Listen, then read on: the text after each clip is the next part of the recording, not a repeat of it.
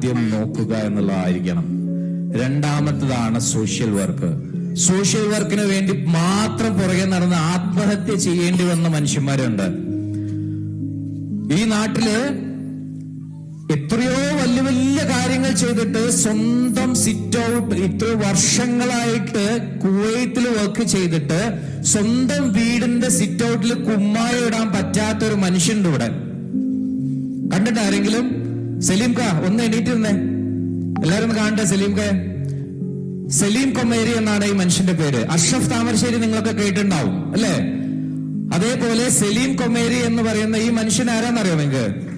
ഏകദേശം 47ഓളം മൃതദേഹങ്ങളാണ് ഒരൊറ്റ തീപിടുത്തത്തിൽ നിന്ന് കുവൈത്തിൽ നിന്ന് ഇങ്ങോട്ട് അയച്ചത്. ഇന്ന് ഏകദേശം 1000കണക്കിന് മൃതദേഹങ്ങൾ കുവൈത്തില്. ഈ മനുഷ്യൻ 25 വർഷമായിട്ട് കുവൈത്തിൽ വർക്ക് ചെയ്യുന്ന, മനസ്സിലായോ? 25 വർഷമായി